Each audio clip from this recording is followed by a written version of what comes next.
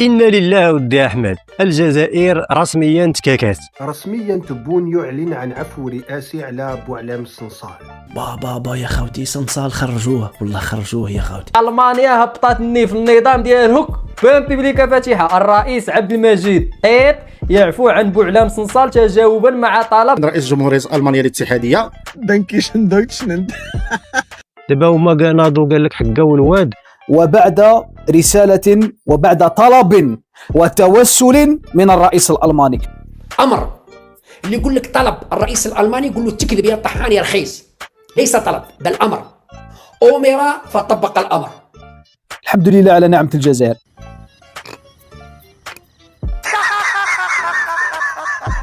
صاغرا منبطحا مطأطئ الرأس منحنيا. من الاخر قالت لكم المانيا دورو درتو. واه موني نانم يا قالها يا دوري نارس يا الشيرة من الفرحة نار. حلو والله لا اطلق له. والله ما يخرج، انا نقولها لكم، واللي راه متصور انه راح يستفيد من عفو رئاسي وراح يفرج عنه او غلط، نقول له زيد عاود، روح زيد عاود اقرا حاجه يسموها الجزائر. مازال ما تعرفوش الجزائر. احنا رجال عليهم، احنا الجزائر رجال. احنا في 5,630,000 شاهد من أجل هذه البلاد هذه. إذا تم إطلاق سراح صنصال فهذه تعتبر خيانة للشعب الجزائري وعن الكرامة الجزائرية وعن النخوة الجزائرية والنيف الجزائري. والله ما يخرج، والله غير يكمل بقية حياته في السجن. أنا نحلف لكم، احنا عندنا في هذه بالذات عندنا التغنات. ايوا دابا انتم تكاكيتوا، والله ما يخرج، والله ما يخرج. هو خرج. رضخ النظام الجزائري أمام ألمانيا وأمام فرنسا. الجزائر ما تركعش وقرارنا محترم.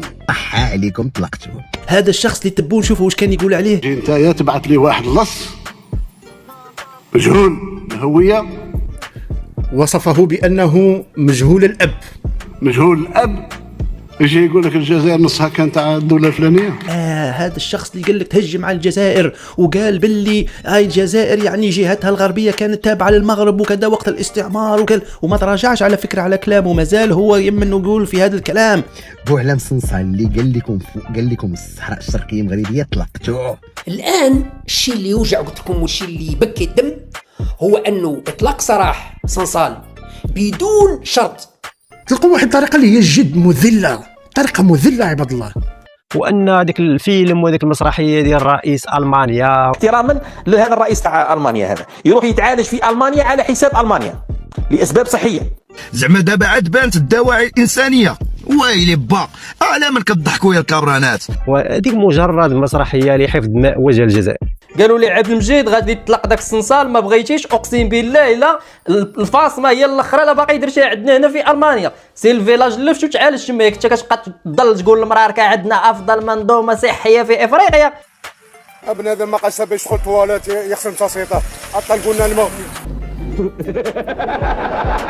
وانتصارحوا السي عبد المجيد، حنا نكذبوا. نتصارحوا لأن الصراحة هي اللي تحل مشاكل، ما ندركش أنا الشمس بالغربال. ثم قال ماذا؟ العياش راح يخرج يقول لك يا ولدي الجزائر كذا وما على باليش وركعت الجزائر وركعت بون. كيف ما تقدرش تقارن هذا العفو والتجاوب الإيجابي من رئيس الجمهورية لرئيس جمهورية ألمانيا وتسميه بأنه ركوع. أنا راني لحد الآن إلى غاية هذه الساعة راني رافض تسمية العفو الرئاسي، مانيش نشوف فيه كاع عفو رئاسي، ولكن عفو إنساني. الجزائر لم تركع.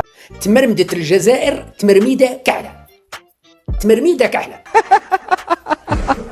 فرنسا التي ركعت ونظام الزريبة الذي ركع للجزائر. دابا مستفاقوا على صدمة دابا الا واجي فكايه من وحلتها.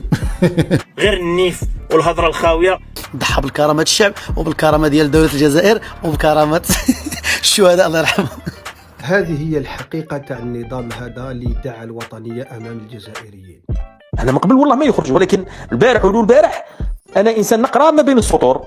وتا السيد عيام يحلف ليهم وكل مرة كيدوي في شي موضوع كتخرج الدولة كدير العكس ديالو وباقي خارج كيهضر. هذا كنت كنقول عليهم راه كيكذبوا كتيقول الكذبه وكيتعايشوا معاها. النيف الزلط والتفرعين، النيف والخسارة. دليتونا الله يدلكم. Oh my god. دابا دوك عشرات التصريحات ديال الكذبون اللي كان تيتحدى فيهم ايمانويل ماكرون في فرنسا وكيتحدى فيهم انه بوعلم صنصال ما غيطلقوش لانه مجرم ولص ولقيط في الاخر اصبح كاتبا. الكاتب بوعلم صنصال هذا تبون هذا راح يسجل التاريخ كأسوأ رئيس عرفته الجزائر منذ الاستقلال. ضرب لنا التاريخ والحاضر والمستقبل. لان بوعلم صنصال قال لهم باللي الصحراء الشرقيه تاع المروك، وراه المغرب كان تيتحكم في الجزائر كلها ماشي غير نص الجزائر. هات المناطق المغربيه القحه التي كانت يعني على سنين تابعه للمرابطين الموحدين السعديين العلويين الى اخره. يعني ان ما قاله صنصال صحيح، ماشي معقول، ماشي منطق، ما عندكمش كرامه ولا رجوله ولا مروءه. النيف يا اخو، فينا هو النيف عمي تبون، فينا هي السياده فوق كل شيء. يعني نقدروا نحققوا هدف واحد اخر من خلال قضيه صنصال لو يتم اطلاقه من خلال ادراج الفاتيكان. دخلنا عليك والله. والتسامح بين الديانات انها المخدرات. هم بداو يحبوا ثاني يحركوا ثاني في الابواق الاعلاميه تاعهم باش يفرضوا علينا هذا القرار باللي قرار مليح. ايها الجزائريون، اعرفوا قيمه بلدكم. اطلاق سراح صنصال بدون قيد ولا شرط ماذا يعني؟ يتنازل على كل شيء للخارج. صنصال اطلق صنصال ولا حنا لي زالجيريا دايرين كيما هكا وغادي نقعدوا كيما هكا الى يوم الدين. يلا الاخوان كيف العاده حركوا لنا ديك اللايك جادو وباركوا لنا السي صنصال في التعليقات، اخرج قولوا لي على سلامه السي صنصال بالروم.